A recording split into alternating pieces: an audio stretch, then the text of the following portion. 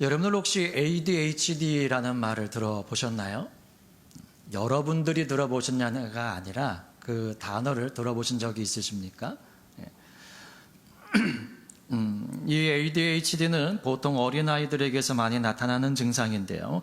주의력 결핍 또 과잉장애, 과잉행동장애를 일컫는 말입니다.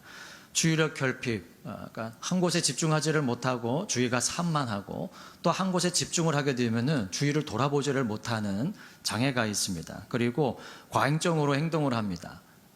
뭐 화야 여러 사람들이 낼 수 있지만 툭하면 그냥 욱 하는 이런 행동들도 행동 과잉장애 ADHD입니다.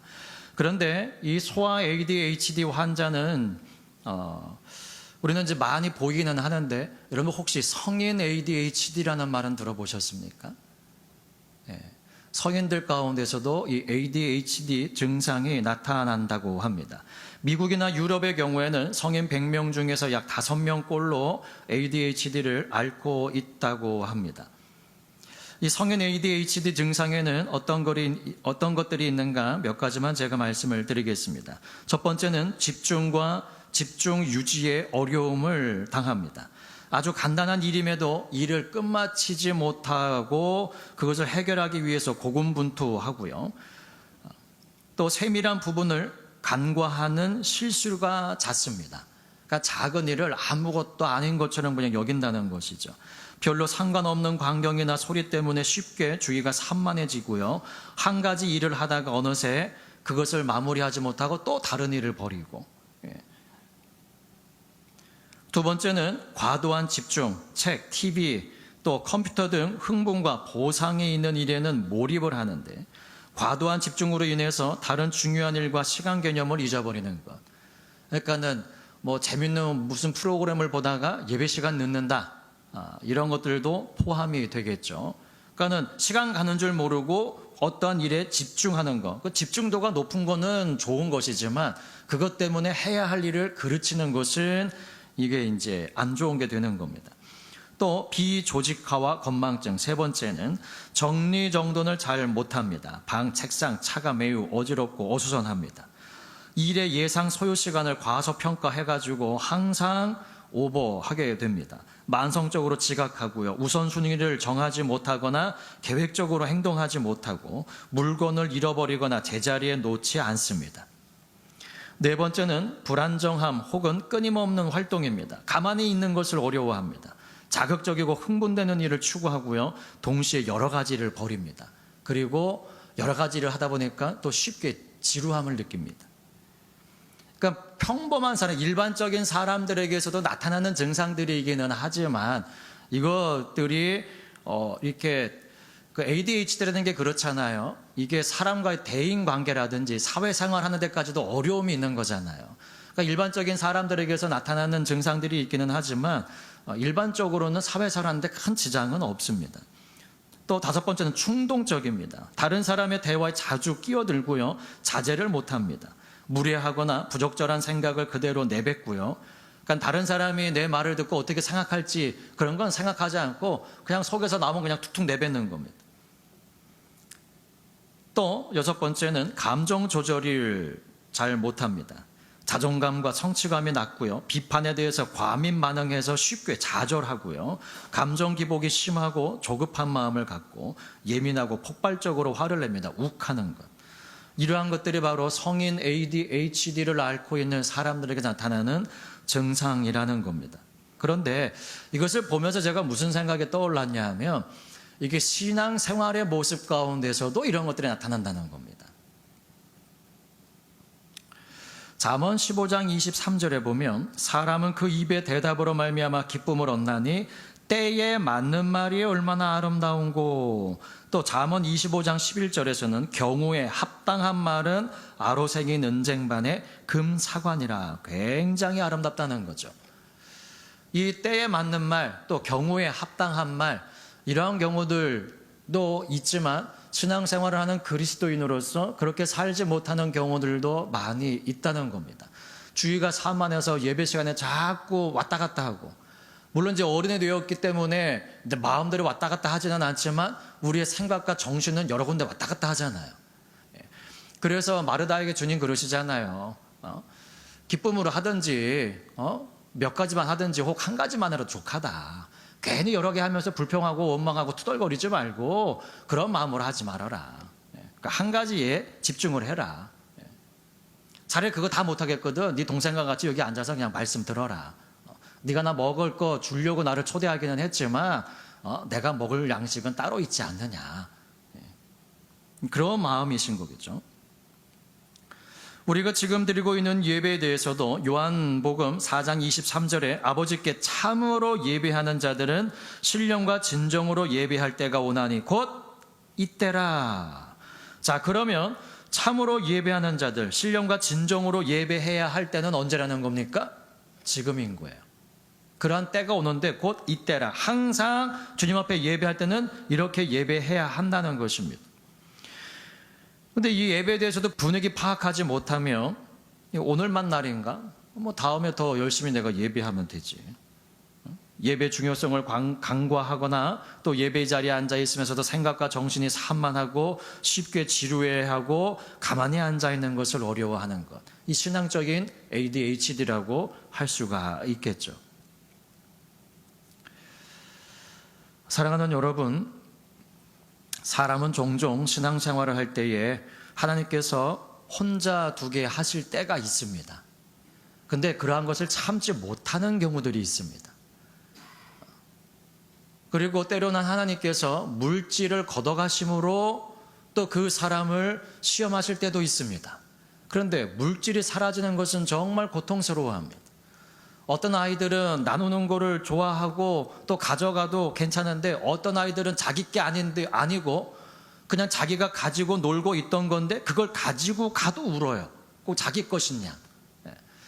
그러나 이것이 어릴 때부터 훈련이 되어지고 교육이 되어지면은 나누고 하는 데에 큰 어려움들이 없습니다. 신앙생활도 우리가 잘 훈련받으면 하나님께서 걷어가시든지 주시든지 다 하나님께 영광을 올려드리죠. 욥이 그랬잖아요. 주신 이도 여호와시오, 취하신 이도 여호와시오니 여호와 이름이 찬송을 받으실지어다. 또 사도 바울도 그랬잖아요. 내가 풍부에도 처해보고 비천한 데도 처해보았지만 그중에서 내가 일체 비결을 배웠다. 그건 뭐냐면 내게 능력 주시는 자 안에서 내가 모든 것을 할 수 있다라고 하는 것. 그것이 바로 신앙적인 훈련을 잘 받았기 때문에 그러한 고백을 하고 말로만 그렇게 하는 것이 아니라 그렇게 살아가는 것이죠. 그것이 훈련받은 만큼 되어지는 겁니다. 공부한 만큼 똑같은 머리를 가지고 있는 A, B 두 학생이라고 한다면 공부한 만큼 성적이 나올 겁니다. 공부해도 안 되는 학생들도 있기는 하지만 똑같은 지능지수를 가지고 있는 두 아이라면 하는 만큼 결과가 나올 거란 말이죠. 신앙적으로 우리가 훈련받은 만큼 하나님께 쓰임받을 것이고 또 그만큼 하나님께서 원하시는 열매를 맺게 되어질 줄 믿습니다. 마태복음 16장에 보게 되어지면 주님 이래 말씀하십니다. 바리새인과 사두개인들이 예수님을 시험하기 위해서 물어요. 하늘로서 오는 표적을 보여달라고 합니다. 그때 예수님께서 이런 말씀을 하십니다. 너희가 저녁에 하늘이 붉으면 날이 좋겠다 하고 아침에 하늘이 붉고 흐리면 오늘은 날이 굳겠다 하나니 너희가 천기는 분별할 줄 알면서 시대의 표적은 분별할 수 없느냐. 근데 예수님께서 영적으로 너희가 저녁에 하늘이 붉으면 날이 좋겠다고 아침에 하늘이 흐리면 날이 굳겠다 하는데 너는 그런 거를 잘 분별할 줄 알면서 왜 시대의 표적은 분별할 수 없느냐 라고 말씀을 하시는 것입니다. 시대를 옳게 분별하지 못하면 옳은 일을 할 수가 없게 되어집니다. 마태복음 24장 45절에 충성되고 지혜 있는 종이 되어 주인에게 그 집 사람들을 맡아 때를 따라 양식을 나눠줄 자가 누구뇨? 라고 말을 합니다. 자, 양식을 나눠주는 것은 누구든지 할 수 있습니다. 그런데 때에 맞는 양식을 주는 것은 쉽지가 않습니다. 그러니까 사랑하는 마음이 있으면 그렇게 되잖아요. 자, 부모가 자식을 사랑합니다. 그럼 이 아이의 몸 상태라든지 애가 피곤함을 느껴요. 그럼 또 거기에 맞는 음식을 만들어주고. 그렇죠? 아이가 너무 요즘 이게 찾아보니까는 이게 필요해요. 양파가 필요하고 또 당근을 먹어야 되는데 당근 먹기를 정말 싫어해요. 뭐 어떻게든지 먹이잖아요. 감쪽같이 속여가지고 눈에 안 보이게 해서라도 먹이잖아요.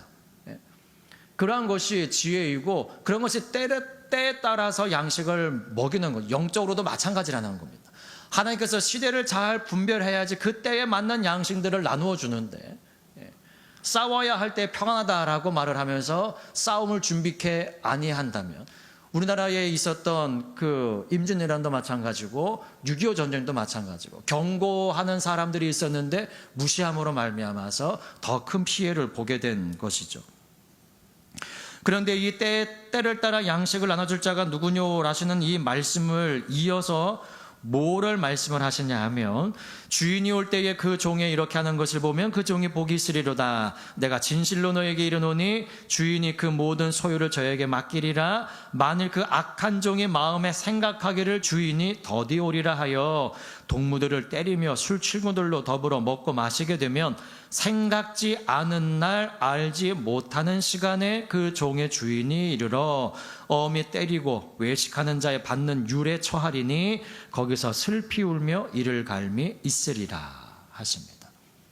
분별하지 못하면, 영적인 ADHD에 걸려가지고 집중해야 할 때 집중하지 못하고, 어떤 일을 해야 할 때 그 일을 하지 못하고, 주의가 산만하고 여러 가지를 더 벌려놓고, 이러한 것, 지금 시대를 분별하지 못하고 주인께서 주인이 맡겨준 일이 있는데 그것을 자기 생각대로 나름대로 해석을 해가지고 주인이 더디올 거니까 지금 그냥 내가 하고 싶은 것 하고 주인이 올 때쯤에 해가 돼가지고 열심히 해야지 라고 생각을 했는데, 그게 딱 들어맞았으면 또 모르는데 생각지 않은 날 알지 못하는 시간에 주인이 왔습니다. 이게 이제 문제인 거죠. 이것이 바로 영적 ADHD라고 할 수가 있습니다. 마태복음 25장에서는 열처녀 비유가 등장을 합니다. 그 중에 5은 미련하고 5은 슬기 있는지라. 미련한 자들은 등을 가지되 기름을 가지지 아니하고 슬기 있는 자들은 그릇에 기름을 담아 등과 함께 가져갔더니라고 말을 합니다. 자, 이것은 이 일의 예상 소요 시간을 과소평가하는 ADHD 증상이기도 합니다. 무슨 말씀이냐 하면은요, 이 신랑이 더디 와요. 그러니까 다 졸며 잡니다. 자, 예상 소요 시간 과소평가. 그러니까 신랑이 이때쯤은 올 거야 라고 자기가 생각을 했는데 그거보다 시간이 오버가 된 거예요. 그러니까 준비가 안 되는 겁니다, 이제. 이게 이제 바로 영적인 ADHD 증상입니다.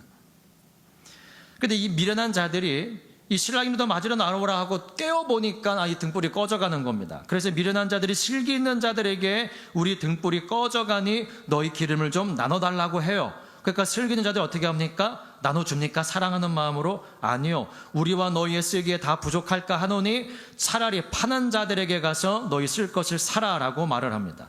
이것은 매몰찬 게 아니라 상황 파악 능력이 뛰어난 겁니다. 영적으로 보면.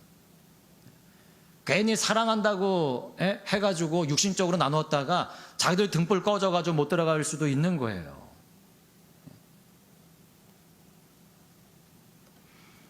이 마지막 이럽니다. 저희가 살아간 동안에 신랑이 오므로 예비하였던 자들은 함께 혼인잔치에 들어가고 문은 닫힌지라. 그 후에 남은 처녀들이 와서 가로되 주여 주여 우리에게 열어주소서. 내가 너희를 알지 못하노라 라고 말을 합니다. 무엇을 열심히 했는데 결국에는 주님과 상관없는 일이라는 겁니다. 나는 너희를 알지 못한다는 거예요. 지금까지 신랑 기다렸는데 그 신랑이 하는 말이 너희는 나와 상관없다는 거예요. 너희 누군데 왜 여기 와서 문을 두드리는가 시끄럽게 그러고 있다는 겁니다. 그런즉 깨어 있으라. 너희는 그날과 그 시를 알지 못하느니라. 우리는 그때그때마다 먹어야 될 음식과 약, 그리고 해야 할 일과 하지 말아야 할 것, 가야 할 곳과 가지 말아야 할 곳 등 상황 파악을 잘 해야만 합니다. 한 달 한 달 참 빨리 지나갑니다. 사실 주일을 4번에서 5번 정도만 맞으면 한 달 지나갑니다. 그러니까 주일만 교회 오시는 분들은 그냥 성도들 얼굴 4번 내지 5번만 보면 한 달 지나가는 겁니다. 오늘은 1년 365일 중에 233번째 날이고요. 52주 중에는 35번째 주입니다. 3분의 2가 지나갑니다. 지나가는 시간을 잡거나 막을 수는 없지만 지금 이 순간 우리가 또는 내가 해야 할 일을 정확하게 깨닫고 실천하는 삶을 산다면 우리는 시간과 함께 움직이는 사람은 될 수 있습니다. 신앙적으로 봤을 때 그것은 곧 시대를 분별하며 다시 오실 예수님을 기다리는 삶이 되어질 것입니다. 오늘에 충성하지 못하면 내일도 충성할 수 없습니다. 그래서 어제 내가 오늘의 나를 만들고 오늘의 나의 삶이 내일의 나의 모습을 결정짓게 되어지는 것입니다.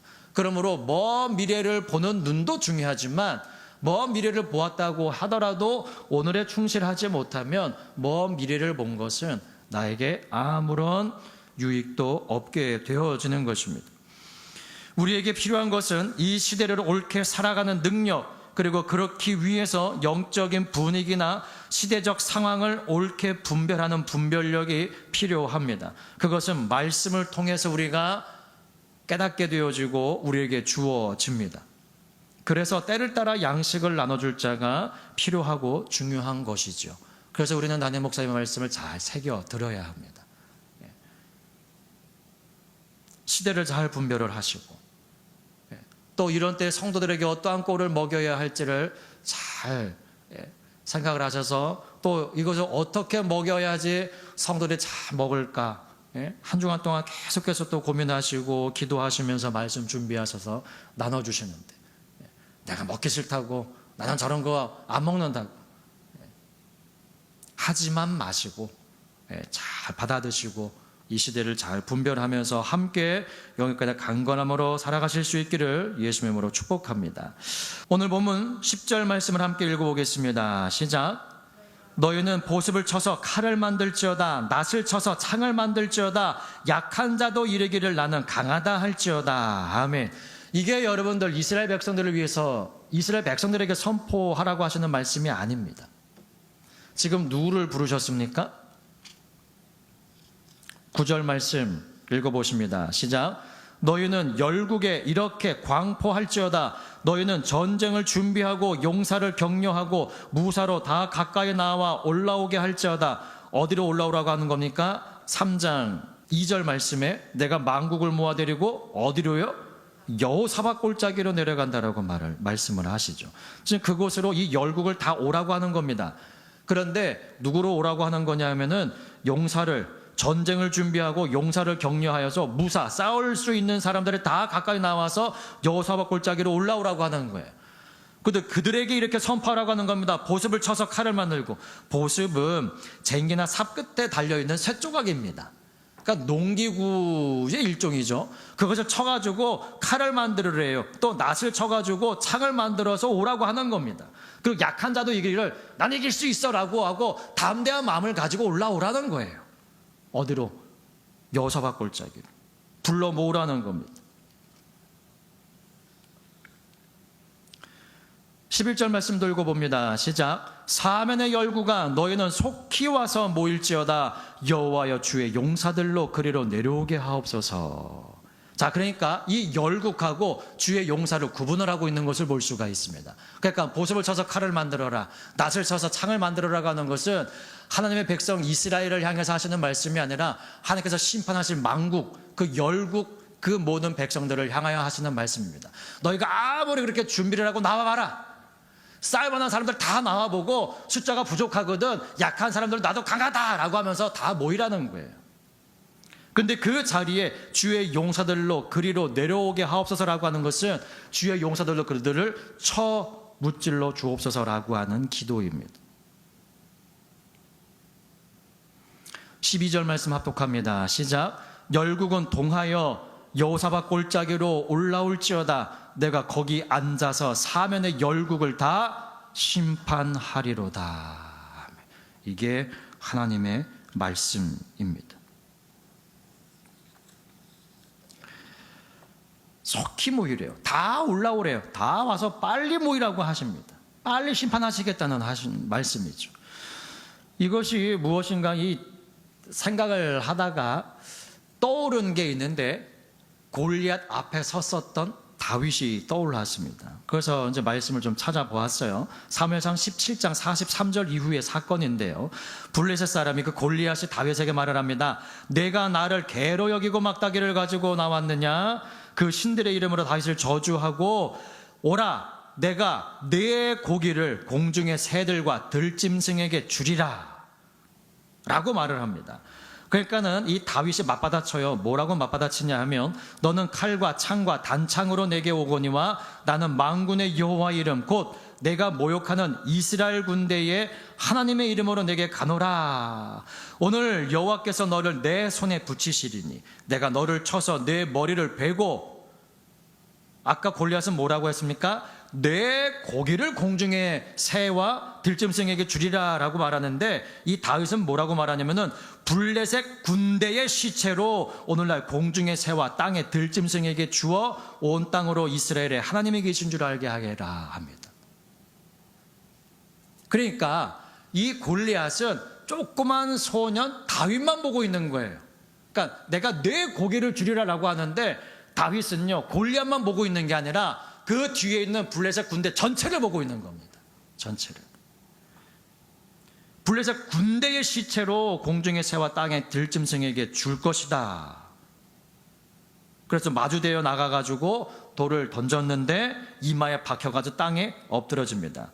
그리고 이 다윗이 블레셋 사람을 이기고 그를 쳐 죽였는데 그 손에는 칼이 없었더라라고 말을 해요.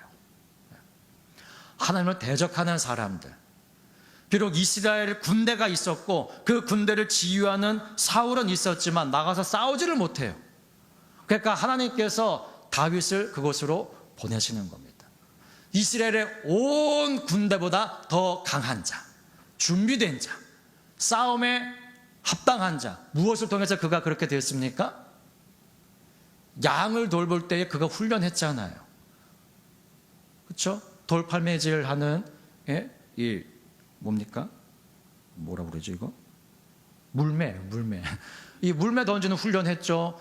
또 사자가 또 곰이 와가지고 양들을 움켜가면은 가서 입을 찢어가지고 구출해내는 그 훈련을 한 자. 그 훈련을 잘 받았기 때문에 하나님께서 쓰심에 합당하여서 이 자리로 보내시는 겁니다. 오늘 본문에 그들을 다 불러 모으는데 그곳에 누구도 오게 해달라고 아까 기도했습니까? 주의 용사. 그러므로 저와 여러분들도 훈련을 잘 받아야 할 줄 믿습니다. 다른 훈련도 많이 해야 하지만 시대를 살아갈 믿음과 용기도 필요하지만 거기에 영적인 분위기를 잘 파악하고 이 시대에 걸맞는 영성을 갖추는 훈련도 해야만 합니다. 히브리서 10장 38절 39절에 오직 나의 의인은 믿음으로 말미암아 살리라. 또한 뒤로 물러가면 내 마음이 저를 기뻐하지 아니하리라 하셨느니라. 우리는 뒤로 물러가 침륜에 빠질 자가 아니요 오직 영혼을 구원함에 이르는 믿음을 가진 자니라. 우리는 지금 수련의 달을 보내고 있습니다. 무엇을 훈련하시겠습니까? 더 잘 먹고 잘 사는 것만은 훈련을 하시겠습니까? 그러니까 주는 것을 가지고 잘 쓰기 위해서만 또 훈련을 하시겠습니까? 요즘은 어린아이들에게도 주식을 가르친다고 합니다. 우리 어른들은 주식이 안 좋은 거라고 생각을 하는데 그게 어릴 때부터 훈련이 되어지면 주식에 목매라는 게 아니라 그것을 배우게 한다고 합니다. 그것은 자식을 위해서요. 아무튼 우리가 하나님 앞에서 잘 훈련받아서 잘 쓰임받는 자들이 되기를 원합니다. 보습을 쳐서 칼을 만들고 낫을 쳐서 창을 만들어서 약한 사람들도 우리도 강하다라고 말하면서 그렇게 나오라는 거예요. 모든 싸울만한 사람 다 나오라는 거예요. 그들을 하나님께서 뭐 하신다니까 심판하시겠다는 거예요. 그들을 다 심판하고 이스라엘 백성들을 회복시키시겠다는 겁니다. 진정한 평화는 아무 일도 일어나지 않는 것이 아니라 위험 요소들을 다 제거해냈을 때에 진정한 평화가 오는 것입니다. 그래서 진정한 평화는 하늘에 있는 거예요. 이 땅에는 없어. 이 땅에는 계속 싸움이에요. 계속 싸움. 나라와 나라, 사람과 사람과 사람도 마찬가지지만 우리의 씨름은 혈과 육에 대한 것이 아니요 정사와 권세와 하늘에 있는 악의 영들에 대함이라. 눈에 보이지 아니하는 싸움. 영적인 싸움은 끊임없이 일어납니다.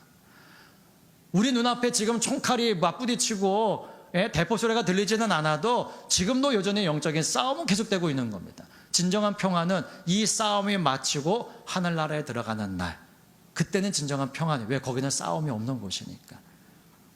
그때까지 훈련 잘 받으시고, 훈련 게을리하면 전쟁에 나가도 총 한 번 쓰지 못하고 그냥 총알 바지가 될 수밖에 없습니다.